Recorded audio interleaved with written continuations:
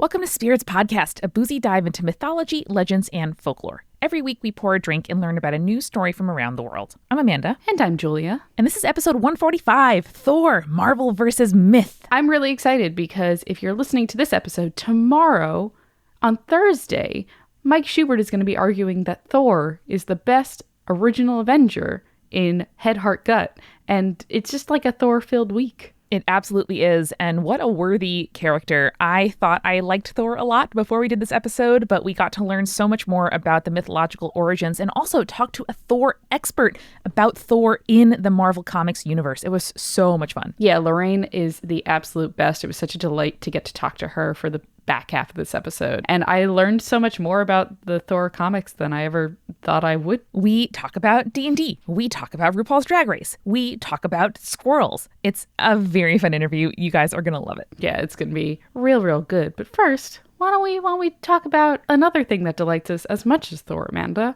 Julia, what a perfect segue. We would love to welcome our newest patrons. Aura, Bethany, Chris, Michael, Kenna, and Isabel, who join the ranks of our supporting producer level patrons, Audra, Jack Marie, Cody, Mark, Mr. Folk, Sandra, and Sarah, and our legend level producers, those legends of stage, screen, myth, Marvel, and spirits, Philip, Eeyore, Jessica, Josie, Marissa, Megan, Mercedes, Neil, Phil Fresh, Samantha, Sammy, and Skyla.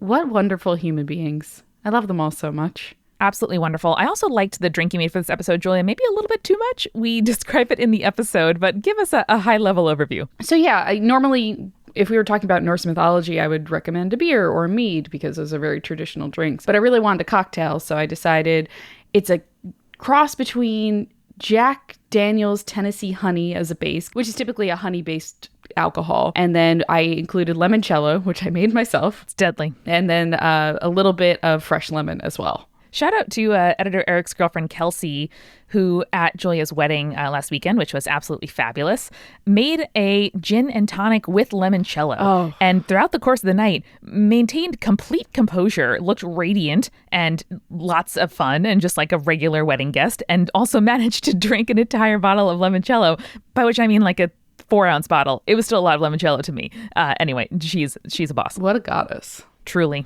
Speaking of which, Julia, I know that you were busy getting married this past week, but did you have any books, recommendations, music, podcasts that gave you a little bit of escapism, a little bit of calm? Yeah, I actually woke up really early the day of my wedding and couldn't get back to sleep, as one does. And I brought with me a little novella from my girl, Becky Chambers, who wrote The Long Way to a Small Angry Planet, which I've recommended on the show before. And this one is called To Be Taught If Fortunate, which is about the first interstellar astronauts that the Earth sends to other planets that they believe host life. And it's really good and really interesting. And it's kind of about, you know, what we do when we forget about like our journeys and our goals.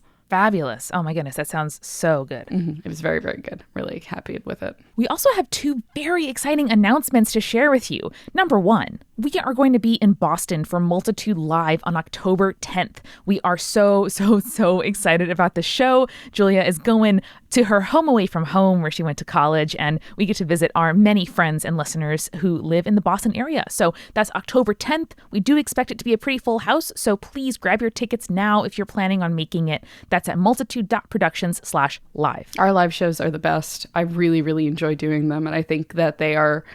I've been to a lot of podcasting live shows before. I think that the Multitude ones do it way differently than everyone else does. So if you have been to a podcasting live show and you're like, yeah, this is pretty good, come to the Multitude ones. We might blow you out of the water. We absolutely may, as well as our friend Helen Zaltzman, who's doing The Illusionist live the night before. So come do a podcasting double feature, have a wonderful night, bring a friend, a loved one, a date from Bumble or Hinge or whatever the kids are using these days. Come on over. It's going to be great. I don't know what the kids are using these days. I know. You've been at the game much longer than me. It's fair. And finally, it's kind of the most exciting time of the year for us at Multitude because we just launched our annual listener survey. Why are you laughing? I love that you're just like, it's the most wonderful time of the year. Survey time. Data collection. Julia, because we get to refresh the webpage and watch people's responses pour in. We ask you not just what you think of the shows and a Multitude as a whole, but like where we should bring our live shows next year, what kind of merch we should be making next, if you have plants or pets or, I don't know, kids. It is very exciting. We like to talk to our listeners. I just love when Amanda geeks out about data. Also, it's the best survey anyone's ever going to take. Right now, throwing down the gauntlet. Listen, I'm taking on the mantle of Thor and saying that only few people are worthy of writing consumer research surveys. One of them is me. There's lots of emojis. It is fun. There's a cute photo at the end. Trust me, you're going to love it. There's a very cute photo at the end. I love that photo. So please, it'll take about 10 minutes. It's the length of a very moderate bathroom break or a short coffee break or a very quick lunch. That's multitude.productions/survey. And then if you tweet about it afterwards, like Amanda recommends you do, I will send you a cute thank you GIF. Yay! Or put it on your Insta story. That's a GIF, as in a moving image on the internet, not a gift, as in a thing I will send to you. Julia, your social media is a gift. Thank you. Well, we're not going to hold you any longer from this absolutely wonderful episode, so please enjoy Spirits Podcast episode 145, Thor, Marvel vs. Myth.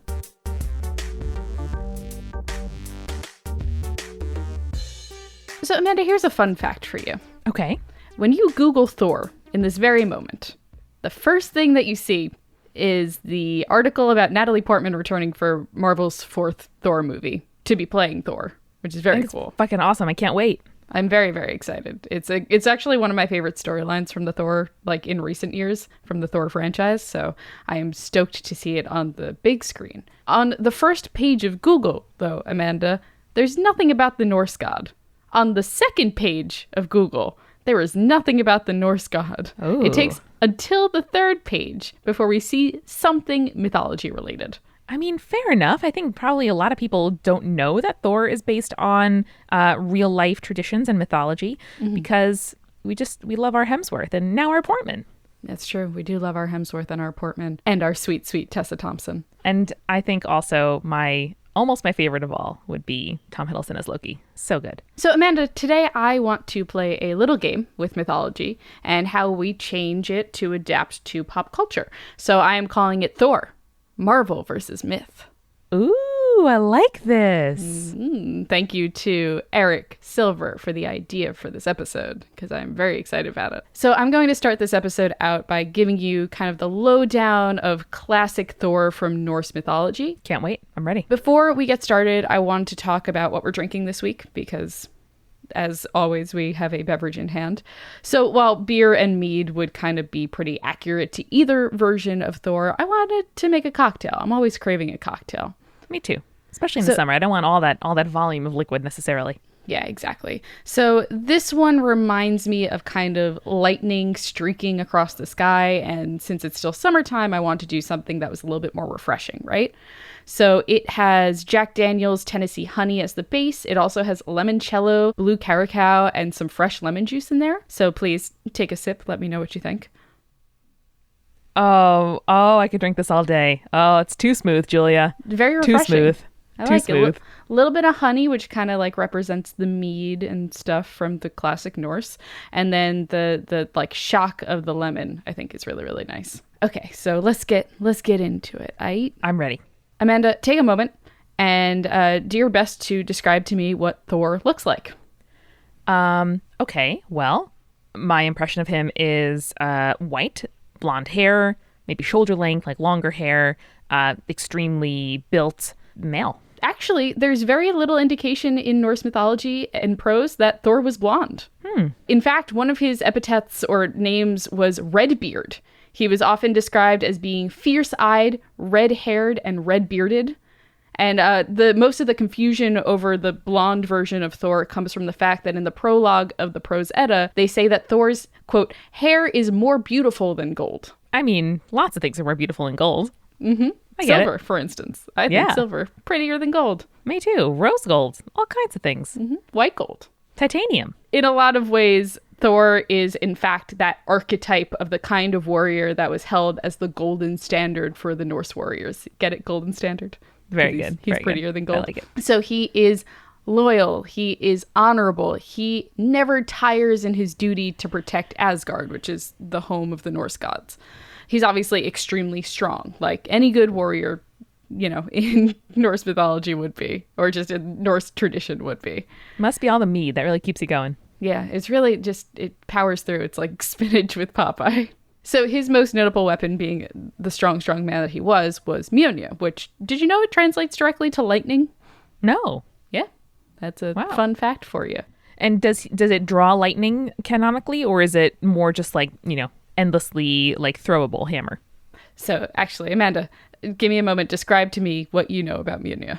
I know that only the worthy can lift it, a la like King Arthur's sword. I know that he can sometimes like draw the powers of lightning through it. Like you put it up in the sky and like it's a little lightning rod and he can do something with it. And that he can also sort of throw it boomerang style and like summon it to him at any time.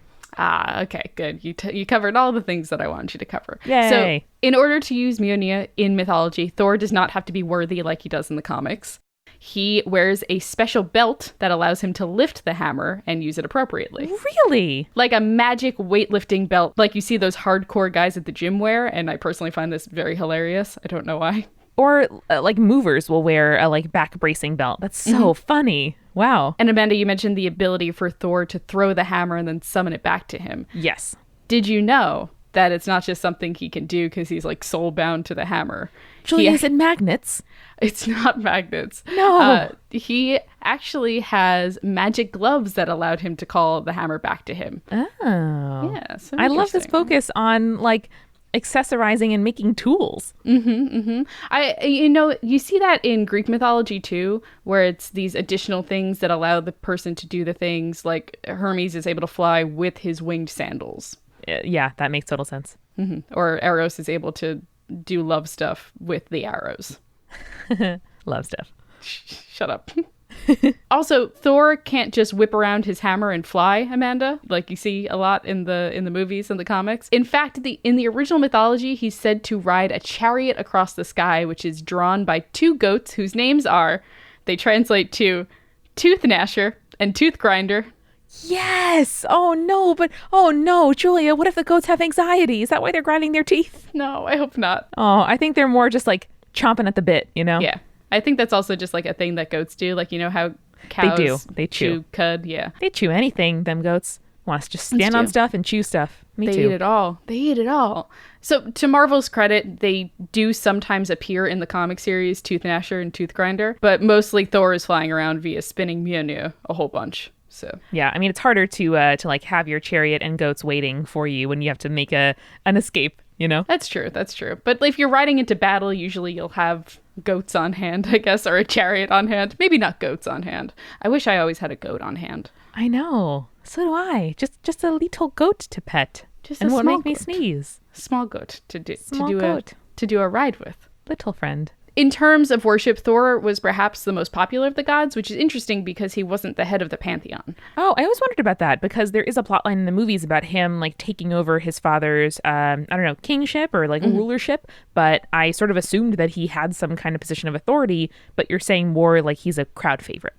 Yeah, he's a crowd favorite. People really liked him, and I'll tell you why. So according to speculations from a few scholars, Odin, the Allfather, the head of the hierarchy in Norse mythology, he was not as popular because he occasionally demanded human sacrifice, while Thor did not. Sure. Yeah, that'll do it. But, Odin's powers were much more influential, and Odin was one of the few male gods who had control over magic, so he had a lot of influence. So Thor was also viewed as the great protector of all who were good, whereas most of the other gods and goddesses were patrons to a specific group like kings or poets or thieves, stuff like that. That's awesome. So Thor was the happy warrior. He was described as indomitable, indefatigable. Indefatigable is the new word. What is it? Indefatigable. Tireless. Tireless is a synonym. Tireless is a good word for it. And much less complicated than that one that we just struggled. I know, it sounds like saying the F word in the middle of it. I know. Also steadfast in his defense of Asgard. At the time that the Vikings began to occupy Iceland, for instance, more than a quarter of the population had names that were giving honor to Thor, such as Thorkill or Thorgest. Oh, those are great names. Yeah, those are very good names. I'm really, I want to name all of my future fictional characters after Thor names. Also, that's wishing a great future for your kid. Being a favorite, being cheerful, being strong. I love that. Yeah. Untiring. Yeah. Endlessly protecting the good. It's So nice. good. It reminds me of the Puritan aspirational names. Yeah, only it's not calling your newborn child chastity. Or like, thou shalt not commit adultery. Yeah. Okay, Dad, thanks. So interestingly, Mjolnir amulets were also extremely popular items of protection that were worn by the Norse. Shit. Also Love that. easily could be found after the rise of Christianity. So it's something that persisted even after Christianity kind of got its hold on Europe. Cool. So Thor wasn't just the hero of Asgard, of course, but he went out of his way to protect Midgard, which is the world of the mortals and humanity, which is why he was probably so beloved, because he wasn't separate from the mortals. He was out there doing battle and protecting them as well as the Asgardians. And I think the most charming part of Marvel's Thor as well is just his absolute, like, charmedness and love for humans and human things. That's true. He does love a human. So while Thor could be destructive, he was out there fighting off giants who wanted to destroy both Asgard and Midgard, as well as the serpent Jormungandr, who was said to swim in the great ocean that encircles Midgard and is so huge it bites its own tail. Remember we talked about Ouroboros a couple episodes ago? Basically one big one. Aw, big old boy. One of the things that will actually start Ragnarok, which we've discussed before, is that if Jormungandr releases his own tail. So there's a very cool story actually about how Thor encountered one of the giant kings and was forced to perform deeds of like strength and whatnot for him. So one of the challenges was this test of strength where the giant king asked Thor to lift up a magical colossal cat. Oh my goodness, I want to pet them. What Thor does not know is the cat is actually Jormungandr disguised by magic. So Thor grabs the cat, tries to lift it up by its belly, which is bad. Don't ever grab a cat by its belly. They'll scratch you. Oh no. But he just cannot lift it despite his incredible strength. So the most he manages to do is lift the cat just high enough that one of its paws raises off the floor. The king stops him there, says he's very impressed by the god's strength, and reveals the true nature of the cat. He also claims that if Thor had managed to lift the cat / Jormungandr completely off the ground, it would have altered the boundaries of the universe. Oh my god, that's a very high stakes errand. It is. Well, he expected him not to be able to do it whatsoever. So the fact that he got even one paw off the ground is really, really impressive. Oh no. There's also a story of Jormungandr and Thor meeting when Thor goes fishing with the god Heimir and manages to pull Jormungandr out of the water. So Thor is ready to go into battle with the beast, but Heimir is terrified and he cuts the fishing line before Thor can strike a blow against the serpent, and it just goes back to swimming. Okay, just keep swimming, pal. Thor's doing good though. Yeah, he's doing good. Lots of strength. He's doing a lot of lifting of this giant serpent that is supposed to surround our entire globe. So they face each other a final time during Ragnarok. And in that situation, which is said not yet to happen, Thor will be so preoccupied with his battle that he will not be able to help the other gods in their fight. So basically taking their strongest player out of commission and not being able to protect the rest of the gods. That's really real. While he will be able to kill the serpent, Jormungandr's poison will kill him after he walks 9 paces. 9's a super important number in Norse mythology, too. Mm-hmm. Odin spends 9 days dying on the tree and is able to unlock 9 different types of spells that allow him to cast magic. Cool. 9 is a very witchy number. It is, right? So, Amanda, you know that Thor is associated with thunder, lightning, and storms. Did you also know that he's associated with oak trees, strength, but also hallowing and fertility? Okay. I mean, sure. So the latter two are associated almost directly with his marriage and association with his wife, Sif. So Sif was associated with fertility and agriculture, as her often mentioned golden hair is a symbol of the rich fields of grain that she's said to reside over. That makes sense. It's really sweet. I love that And imagery. together, they would have very sweet strawberry-haired children. Oh, God, yeah, they would. It'd be so cute. So scholars point out that divine marriages like this one are supposed to link a sky god with an earth goddess so that the land will prosper from the relationship. And we've seen that a lot in different areas, I think. Yeah, that's true. Even the creation story of Greek mythology has that. Yeah. Where the god of the sky and the goddess of the earth literally give birth to all of the other gods. Yep. Here's a quote from a German historian from the 11th century. 11th century. Adam of Bremen, who said, quote, Thor, they say, presides over the air, which governs the thunder and lightning, the winds and the rains, fair weather and crops. I love that. Delightful. Short, sweet, and to the point. I appreciate that. I know. And I love this idea of like agriculture and human sustenance as a partnership between sky and land, because it really is. And we talked about this too with the Isis episode, where Isis kind of gains more dominion over certain things because they start connecting her with, like, all of a sudden she's connected with the ocean and like fertility and also the sky now because it encompasses everything. And I just like the like expansion of dominion in mythologies as they grow. Totally. And I think it points toward really interesting kind of implications for environmentalism and sustainability, you know, and defending our planet against destruction, because everything is interconnected and there is no such thing as like a solo or solitary life in a planet like this. Yeah, we're part of intertwined ecosystems. We're not a remote system. Yeah, and people have known that for a long, long time. It's just the capitalist lie that you can do whatever you want without consequences. That's true. Thanks, capitalism. God. Come on, Thor. Where are you to destroy capitalism when we need you? Well, Thor's out here doing some hallowing instead. So, as I mentioned, that is a really important part of Thor's worship. He's invoked during the blessing and hallowing of places, things, and events, as is evident from the inscriptions that are found on Norse relics. He was typically called upon to hallow weddings, as well as a settler's first plot of land before they began to build or plant crops. Oh, Julia. Oh, man. Someone has to write a musical where instead of at the beginning just like Hugh Jackman talking about how nice the fields are in Oklahoma, they bring Thor to bless the marriage and just be like, yo, farmers, yo, cowmen, can we all agree that goats are great? And then there's no conflict. How about this? How about Hugh Jackman play Thor? Change plot, Oklahoma. Love it.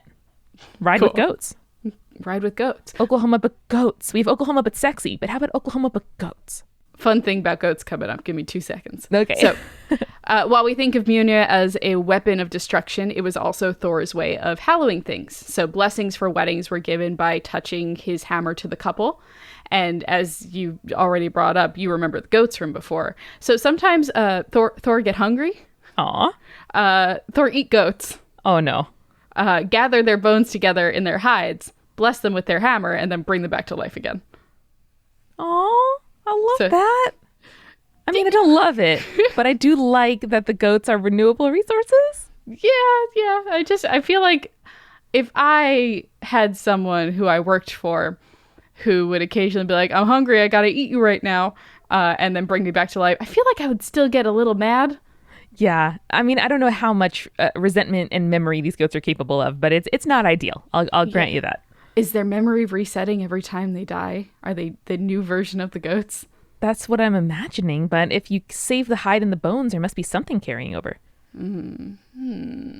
Maybe. Interesting. Questions for the ages, Julia. So, Amanda, before we grab some refills of our lightning strikes in the sky, what do you think of the original Norse version of Thor versus what you've known so far about the Marvel version? I like him a lot. I think the Marvel version characterizes him as someone who still has to like learn the world. He seems a little bit, insulated. He seems like he's grown up, in this like royal family and maybe not had a lot of experience in the world yet. And my perception of that character's growth is, discovering things, starting to care about things, making decisions for himself and deciding where his own values lie. But I love this idea of this version, this truthful version of like a fully baked Thor who knows what he cares about, knows what he's here to defend, and doesn't mind that he's kind of different from the other gods. I really love that.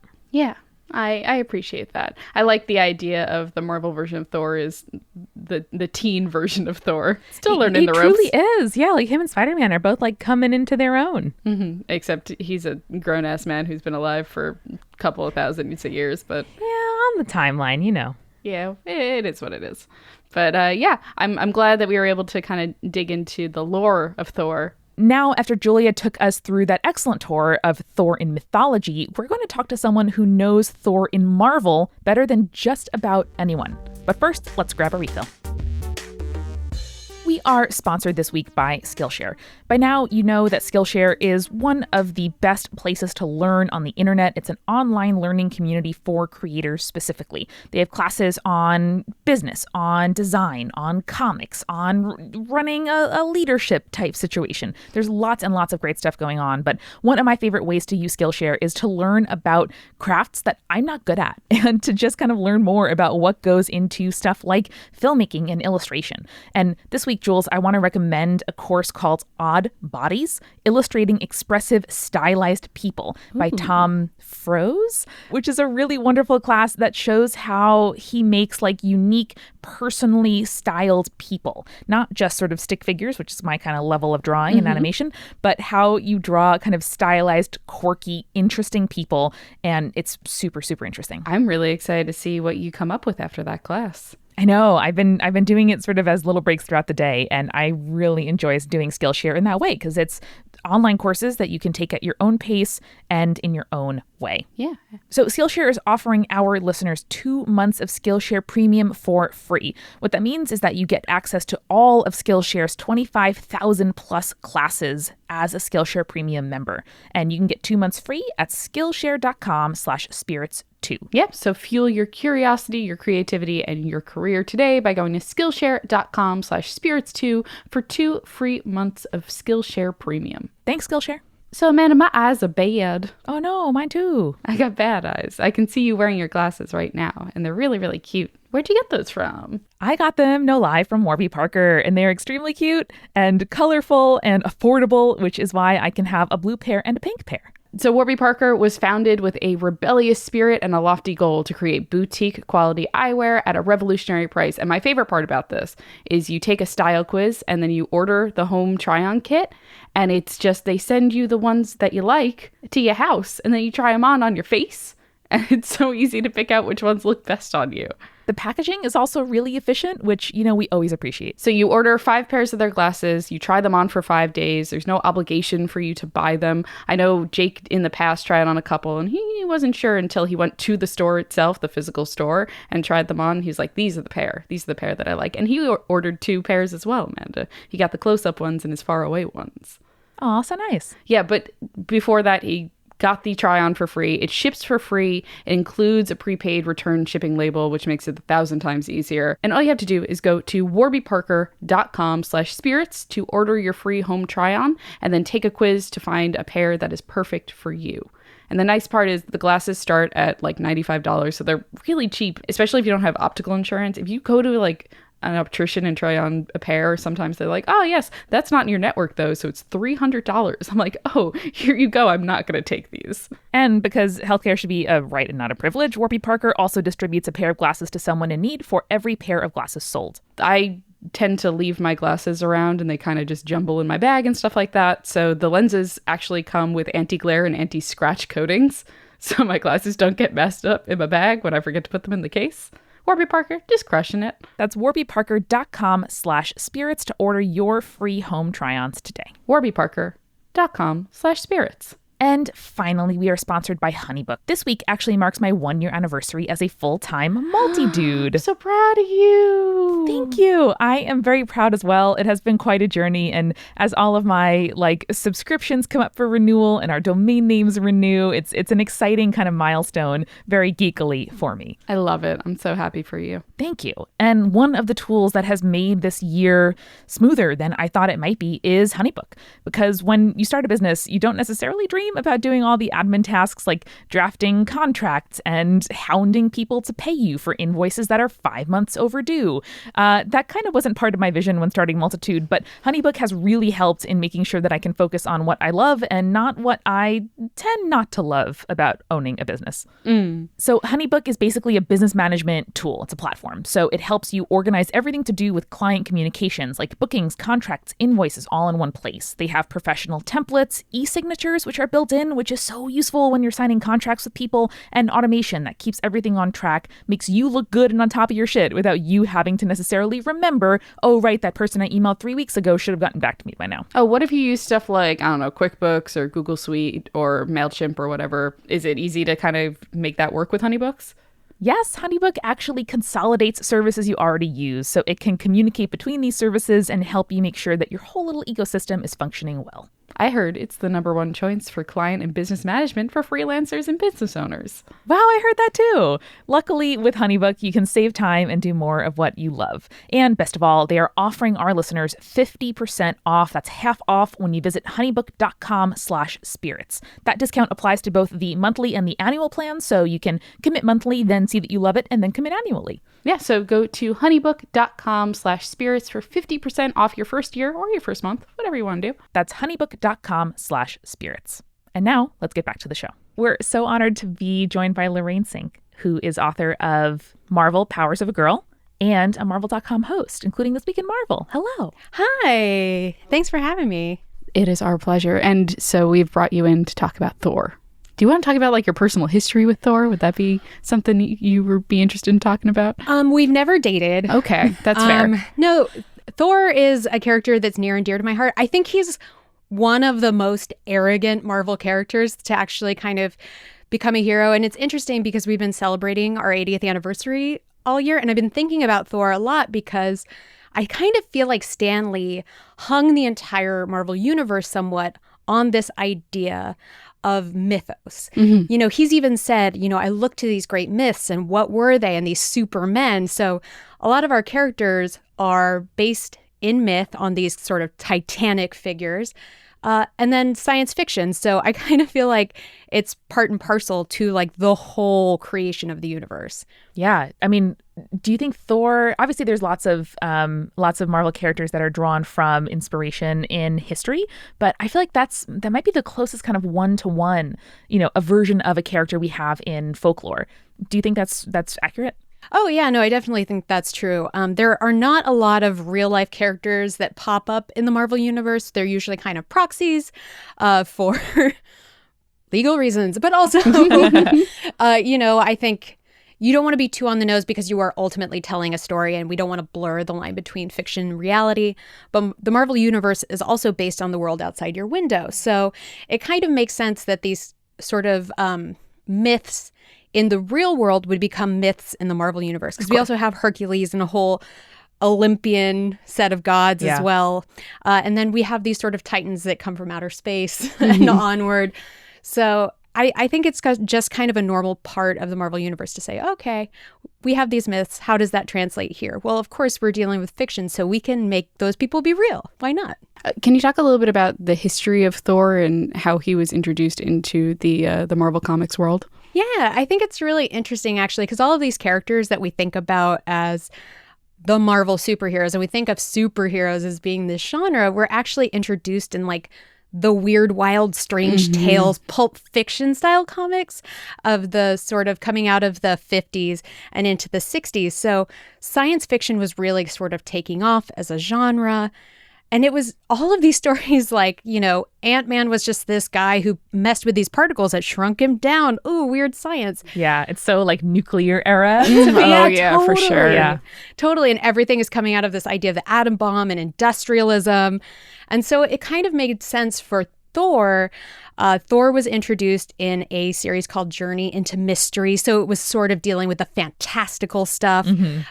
This would be what I would call the more D&D realm because I play a lot of D&D.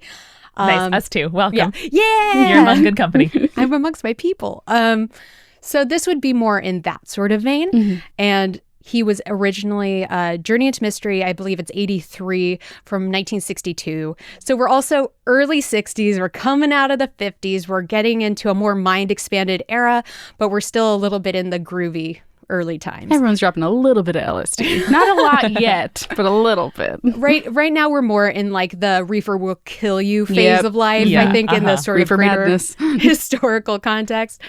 But so this Dr. Donald Blake is drawn to go on a trip to Norway. There's something about Norway that he just needs to go to. There's an alien crash and he's like, what am I going to do? He picks up this staff, he hits it on the ground, and he turns into the god Thor. This is kind of supposed to be one of those weird stories like, can you believe it? This guy turns into Thor. Yeah. And he channels on my vacation. Thor. Yeah, on my summer vacation, I turned into Thor. But then he became this character that people loved and continued to come back. And over time, it was revealed that Odin had actually sent down Thor from Asgard because he was such an arrogant jerk. He kept getting into fights that he shouldn't have been in. And so his dad was like, you need to learn some humility for your hubris. You are being sent down to Earth to live in the body of a young man who is differently abled. So he had an injured leg, so he couldn't walk properly. He needed this cane. He found this staff, and this Thor was born. And then we had the fun sort of duality of hiding your alter ego. So he was doctor by day, dating beautiful nurse Jane Foster, who of course was getting caught up in the mix between him and his mischievous brother Loki, who's constantly coming down to Earth. I'm obsessed with when Loki first comes into comics because he causes the dumbest problems. Because in the comics, he's really introduced initially as a maker of mischief. So he's like turning New York City into ice cream. And then he's like making some people invisible. And they're like, oh no, I'm invisible. But it's like, no one's actually getting really hurt other than ice cream skyscrapers potentially melting. I mean, but the dream. But the dream, I know. I'm like, not a bad problem. And what an interesting foil to sort of like these themes you were mentioning earlier of like, you know, the atom bomb and industrialism and, you know, global tensions like escalating and changing.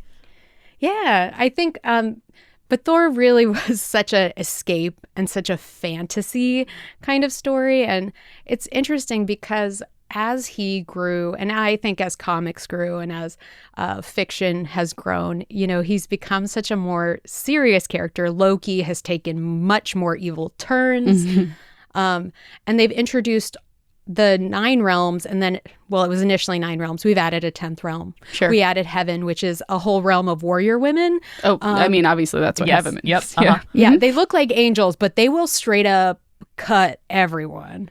They are not nice. The dream. That Again, sounds wonderful. another I have to dream. look into it. Yeah. We're just like, that sounds right. Everything about this. Yes, good. Yeah, Thor's sister actually, it was revealed in the comics that his sister Angela was born to his mother, well, actually technically his stepmother, because, you know, the gods, they're non-monogamous, ethically non-monogamous, maybe, I don't know, TBD. Yeah. They're not like constrained by our mortal bounds. But his sister was actually given to the angels as sort of a treaty, a peace treaty. They said, okay, you can take our kid, a lot like you would see in sort of the Game of Thrones-esque things, like, you take my kid, we'll call it even. Right. And so she was raised there. So he technically has a sister who's an angel in the Marvel Universe as well. He has like 1 million siblings. So many at this point. Yeah. Can you walk us through a little bit of the like family structure and how much of Asgard and Asgard politics kind of make it into the Thor comics canon? Yeah, as best I can. So the creation of the world is sort of weird and interesting. Ymir, I believe, is supposed to be sort of like the beginning of the universe, and he rose from the water and essentially gave birth to life. And then a lot of basically the realms came from that. He gave birth to Bor. Bor took his wife Belta. Belta and Bor had their kids, which was Odin. And most notably, another guy called Cole Borson, who we call the Serpent, who's really bad. He is super not nice. But also gave birth to sort of Niflheim and the realms of the mist and hell and all that bad stuff, as well as Muspelheim, where Surtur and the demons hang out. Let's see if I can do these all. You're killing it already. Let's go. There's Alfheim, which is the light elves, which is essentially like Magic Land. It's like champagne and candy canes grow. Like, it's really what you would think of when you're like happy-go-lucky elves. There's Nidavellir, which is where all of the dwarves live, and they are master craftsmen. They actually made Thor's hammer Mjolnir out of Uru, which is a magical material out of a star. And they're kind of like the worker bees of the realms. They kind of do a lot of thankless work, I think, poor dwarves. I guess in a lot of different lore. Yeah. I'm now sort of realizing a parallel between the like discover of nuclear energy and knowing that these elements like are in stars and we can recreate them and split them here on Earth, and the sort of idea of like that, you know, material that we haven't named yet coming from outer space and being like the downfall of a hero or the key to a hero's power. Oh, yeah. I'm sure there have been very smart theses written about this topic. I'll have to look it up. Probably, but Well, and it's kind of crazy because also science fiction sort of leads the way for science fact. And it's weird to think like teleportation was something we used to see on TV or in books. And now they're like blipping up atoms into the stratosphere. Like NASA's doing it. Yeah, it's amazing. I love science. Yeah. I wish I knew more about science. I'm just here for mythology and stuff. I'm just here for those NASA tweets. Yeah. That's my frame of reference. And then we have Svartalfheim. That's where all of the dark elves live. And in the Thor canon, probably Thor's worst enemy, especially as of late, has been this guy, Malekith, the cursed or accursed. He has a half and half-see face. One side is light, one side is dark. And he's like the worst, like rock and roll metal evil god. I don't know. He kind of just like, to me, has like a real death metal vibe about him. But he's essentially always trying to sneak to Midgard, which is Earth, and like just cause trouble for Asgard, for Midgard. He essentially always wants all of Yggdrasil, the world tree that connects all of the realms. He just wants to own Yggdrasil. Mm-hmm. So, which sounds like a medicative cream, but it's not. No. But that is essentially sort of his vibe. But I think that's the thing, is everything all kind of ties together because someone is always sort of searching for domination, whether it's Surtur in Muspelheim, who's he's like, you know, in the fire all the time.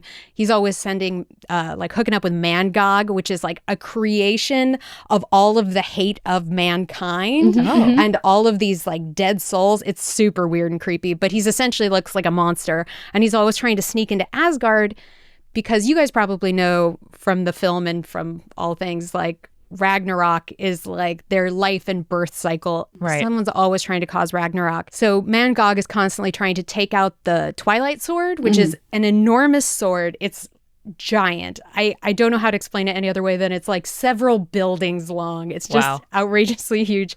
And when you unsheath the sword of Twilight, it will create Ragnarok and the world will end.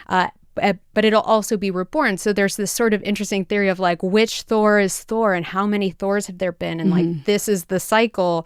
And as much as things are meant to be, they're also meant to end. But it is interesting because essentially a lot of the plots come down to who is trying to rule. And it's very Game of Thrones. It's very fighting for the crown.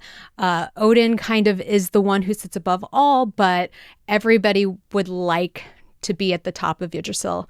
So it's essentially like who's willing to burn down the world tree to be in control of it all. It's very human in that way, right? Absolutely.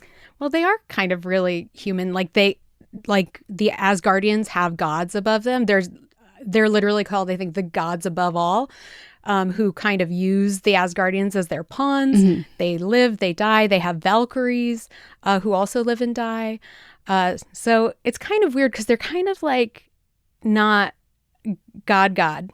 You know, there is something like very human about them. Yeah. Which is something I really like about mythology because you have such human gods. You have like gods that make faults and do mistakes and have tempers and whatnot. And we kind of have gone away from that in traditional monotheistic religions where it's like all knowing, all loving, et cetera, et cetera. But I think personally, I enjoy the stories where the gods have personalities because it reminds you humans appreciated that. Humans can look at the gods and see the answers because that's the way that they would react, you know? No, I love that Odin is honestly really depicted as the biggest jerk in Asgard a lot of the time. You know, sometimes he's trying to teach his son a good lesson to be humble and to be kind, but just as much as that, he's completely driven by his ego. Yeah.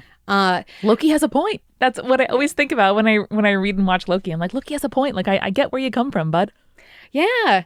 Yeah. And also, that's another thing that I always think is so interesting about the Marvel Universe is Loki is so kind of messed up about his parentage. You know, he was adopted by Odin. He was a frost giant. But Thor's mom is also not actually Frigga. He's the child of Gaia, but was raised by Frigga. But he's like totally cool with his mom being his mom. And he's just sort of accepted that. She's the one that's been around. I get it. Yeah. Yeah. You're like, you're my mom. You raised me. It's cool. Yeah. But Loki is like has like so many identity issues. I mean, you can even see it in like a lot of it comes from our writers, but I think a lot of our writers have allowed him to be like, sometimes Loki's a woman, sometimes Loki's a man, sometimes Loki is a child, sometimes Loki is a raven.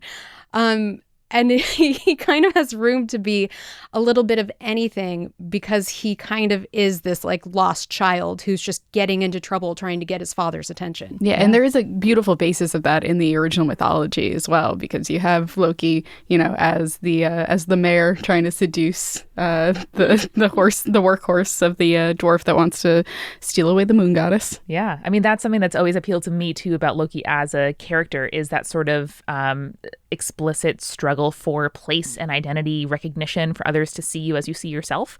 And so I think especially among, queer folks and trans folks, like Loki is such a sort of relatable figure. And it's the canonical gender fluidity, but it's also, I think, looking for, a reflection of yourself and looking for the world to see you as you see yourself.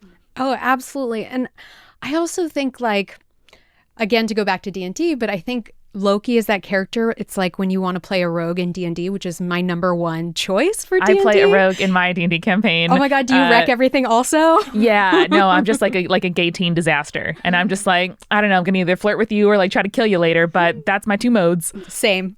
I think that's why like rogue is the most fun, but like Loki is completely sort of driven by the whim of that moment and like what is he feeling? And he's sort of all passion all the time. But it's, I think, how we all kind of dream we could live our life. It might not be always the most healthy or like sensible way, but it's a really sort of exciting way to, function if it's allowed. Yeah, or escapism, very what I look to comics for, I would love to ask you, because in recent years you have the idea of Thor being a mantle as opposed to Thor being simply the character, with Jane Foster coming in and taking up the mantle of Thor. I'd love to just talk about the decision behind that, I guess, in the comics, and kind of what that means in the grand scheme of things for Thor in Marvel. It is really interesting. When it happened, I was so excited about it. There's an amazing creative team named Jason Aaron and Russell Dodderman, and they had this idea. What if Thor became unworthy of the mantle? Because it is whosoever is worthy has the mantle of Thor, and it says that on Mjolnir. And they were like, well, what if Thor isn't worthy? Then what happens? He's Odin's son, just like Cole Borson is Bor's son, son of Bor. It's pretty simple math there. But so, okay, Odin's son loses the title Thor. What happens? And so they left it a mystery for a long time. It was sort of this mysterious woman was showing up who had become worthy. And it was revealed that Jane Foster, his longtime love from the very early days of his comics, took up the mantle. And then there was this sort of added drama that she was sick with cancer. And the actual using of that power was weakening her immune system. And I think that something that I really appreciated when I've talked to both Jason and Russell is that they were like, this matters, to give someone else an opportunity to have this mantle, because Thor means something in the minds of people. You say Thor, there's this idea of like immense power, godliness, ego, like all of those fun, delicious things. And so to let someone else have the opportunity to take up that mantle, it's imbuing them with that power. And it felt like at that time, and still in comics at Marvel, we're always exploring new female titles and looking to tell more stories of women. And that felt like such a fun, interesting way to allow a woman to step up and take on that story. So I've really enjoyed it. And what's great is you kind of like don't lose what Odin's son is doing. He still gets to be a badass. He still gets to fight. He has his cool axe Yarnbjarn. He's got his goats. He's got his goats, Tooth Gnasher and Tooth Grinder. The best. With his little flying cart. I just love that also Thor's like this huge guy in a little tiny flying cart with two little goats. Perfect. It's perfect. Love a flying chariot any day of the week, honestly. Yeah. No, that's true. And like it really, I think, challenges us to see and define strength for ourselves, because strength is not just a, 6'6", like muscly blonde man. It's, whoever is worthy and willing to go the distance for the thing they believe in. Absolutely. And I think Jane in comics is such an she's had such a period of growth because she was introduced, almost you're coming out of the romance comics era where I like to call them ladies with jobs were really big. It was like Millie the model, Patsy Walker, teen model. They were a lot of, a lot of alliteration with the title and name too. Yeah. It's like Wendy the waitress. That was one. I remember that. But there are so many of those comics. And so Jane really kind of went from being a woman on the sidelines where they, over time and as times changed, her character is really reflected in that. She became a doctor instead of being kind of relegated to being quote unquote a nurse. Not that there's anything wrong with being a nurse. Nurses are vital and important to society. As it became socially acceptable for women to be accepted into medical schools, she became a doctor. She has gone through love and loss and all of those things and has been this sort of doctor in the Marvel universe taking care of superheroes, and her willingness and her heart was there. So it was the right point for her to step up again into something bigger, I think. Yeah, that's so exciting. It must be such a wonderful challenge to kind of take this existing infrastructure. I'm picturing like a big mansion, that was built for you. And now as you're walking through, you're trying to make renovations and to add new things and to make it, hospitable, not just for you now, but for the future without changing too much of the structure that it all falls down. Yeah, I think that is something interesting for our writers and artists to deal with, because you always want to sort of honor where they come from. You don't want to say, okay, let's wipe the slate and pretend that didn't happen, although we do have Ragnarok. Ragnarok happens. You can wipe the slate a little bit here and there, but you do want to honor it because people love this stuff for a lifetime. There are people that have been reading comics for 50 years, 60 years, 80 years. It's been around that long. So there are people that, like our dear Peter Sanderson, who is a Marvel historian. He's been working with Marvel on and off for literal decades. Wow. He's read every comic every week for much longer than I've been alive and could tell you literally everything. He's an encyclopedia. And there are so many people that are like that I think it's nice to sort of give it its due. Yeah, absolutely. That's something that I, as a lifetime comics reader, but someone who's getting into it now, respect so much. And I feel like I have lots of friends who are writers and I write myself sometimes. And I feel like there's so many kind of ways that comics challenge us to push the bounds of world building and plot and what we can do with stories, how we can honor stories while still making new changes that, I don't know, I feel like I'm constantly learning from the stuff that comics pull off. I love comics too. I mean, obviously, I work in comics. I like comics. You don't say. Hopefully. But I'm I love books and I love movies and I love just media. I love stories. And to me, comics are, I feel like not enough people give comics time. And I get it. There's a million things to watch on Netflix and whatever. But I love comics because it is a perfect marriage to me of reading a book and watching a movie. It's sort of the perfect little interplay because I'm getting the visuals of what I'm, what is the world it's telling me visually, but I'm still getting a plot and a story. And it's essentially just a script that's fully storyboarded for you. And sometimes that's better because you get to have the actors in your head. You can have the best possible portrayal because it's exactly what you want it to be. So I just think comics are fun. You should read them. Yeah. I mean, it's almost it's the opposite of podcasting in some way, but has the exact same effect where something that we love about the medium is, you can walk around with these people's voices in your head and you can be going about your day, seeing your own sights in your own home. And it feels like this wonderful marriage of you're picturing whatever it is that makes sense to you while still having the richness of the story in your brain. And comics for me is exactly like you say, I hear it in my head, but I see these sort of indications of what the world is like around me. So even though it's a few panels on the page, I feel like I'm in the room, and seeing how things are going on around me. It's all Hamilton. We're in the room where it happens. Yeah, there it is. I love it.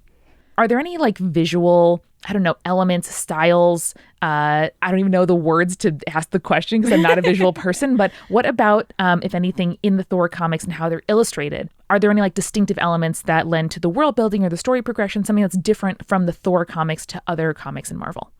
Oh, for sure. I think, Thor, definitely comes the most out of the fantasy realm, and I think you get to see the most sort of fantasy elements in a lot of the Thor comics. So if you think about it, it's going to feel more like Lord of the Rings compared to industrialist Tony Stark, cool guy, where everything's going to be like cool mech stuff. You know, the Thor world you're going to see, especially when they're telling stories that are in Asgard and more in the sort of Yggdrasil tree and less in the Midgard area, which is our Earth.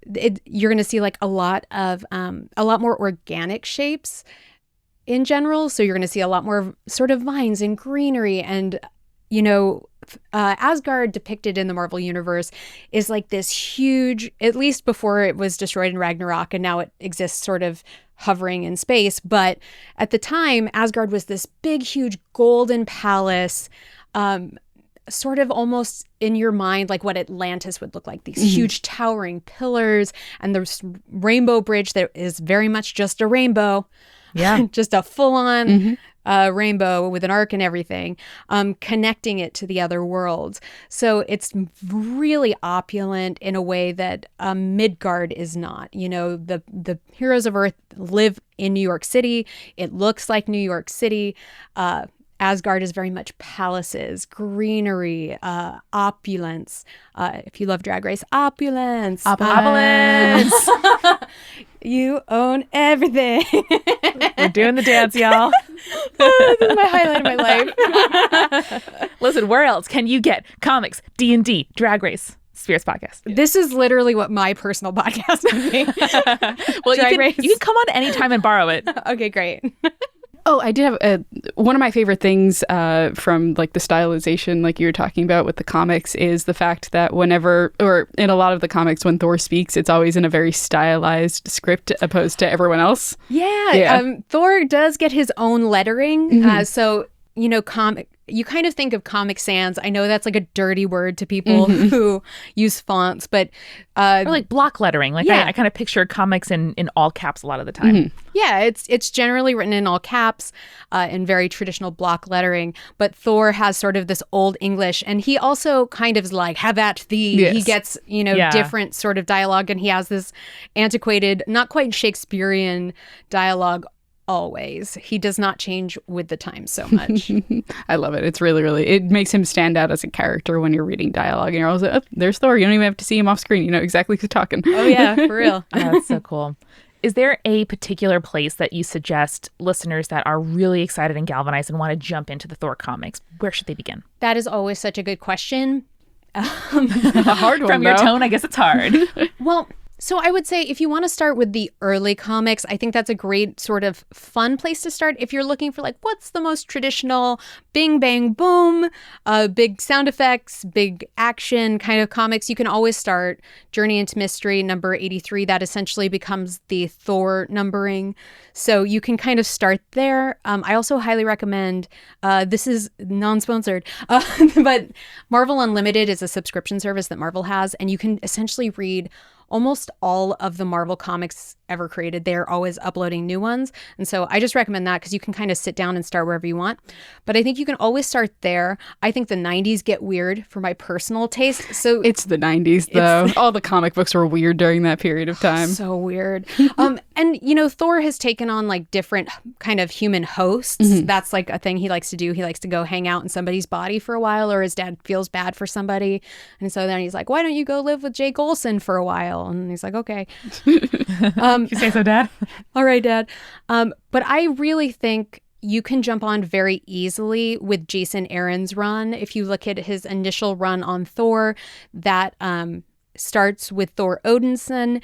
There's a story called The God Bomb. It's about a god who wants to kill all of the gods. It's awesome. The artwork is incredible. It's like super duper fantasy. Like, it's really badass. There are all these cool warrior women in it. He meets all of his selves through time. It's just a really cool story, and you kind of can just jump into it and just like, okay, I know who Thor is. Okay, I'm ready to go. I love that. Need a ton of it. And you can essentially follow that run through to read about Jane Foster becoming Thor, because it all follows that lineage. So I think that's probably my favorite part. Start with Jason Aaron. That sounds perfect. Yeah. Well, thank you so much for coming in and speaking with us about Thor. If folks, as they should, love your perspective and your work, where's the best place to catch you on a podcast? Yeah, you can listen to me on This Week in Marvel. We have new podcasts every Friday, wherever you listen to your podcasts, or on Marvel.com. And I'm also on a weekly show called Earth's Mightiest Show every Thursday on Marvel.com. Love it. And they can pick up your book anywhere books are sold. Yeah, please buy my book. If you like ladies and you like superheroes, it's for you. You're probably due if you're listening to this podcast right now. Powers of a Girl. It's based on the character Squirrel Girl, because she has all of the powers of a squirrel and all of the powers of a girl. Oh, she's the best. And she's so nice. I love her so much. I do too. She's so funny, and she just like solves problems with her heart. She's like Galactus. He could eat planets, but also he needs a snack. Let's just feed this guy and it'll be that's fine. all he needs. Sounds ideal. Yeah. Powers of a Girl. Well, thank you so much, Lorraine. Thank you. Thanks. And remember, listeners, to stay creepy. Stay cool.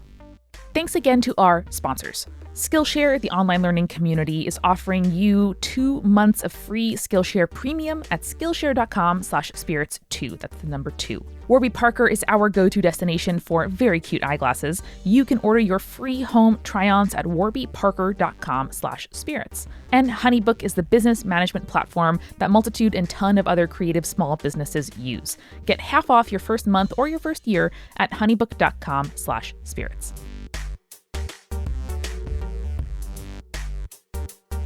Spirits was created by Amanda McLaughlin, Julia Shafini, and Eric Schneider, with music by Kevin MacLeod and visual design by Allison Wakeman. Keep up with all things creepy and cool by following us at Spirits Podcast on Twitter, Instagram, Facebook, and Tumblr. We also have all of our episode transcripts, guest appearances, and merch on our website, as well as a form to send us your urban legends at spiritspodcast.com. Join our member community on Patreon, patreon.com/spiritspodcast, for all kinds of behind-the-scenes stuff. Just $1 gets you access to audio extras, with so much more available too. Recipe cards, director's commentaries, exclusive merch, and real physical gifts. We are a founding member of Multitude, a collective of independent audio professionals. If you like Spirits, you will love the other shows that live on our website at multitude.productions. And above all else, if you liked what you heard today, please share us with your friends. That is the very best way to help us keep on growing. Thank you so much for listening. Till next time.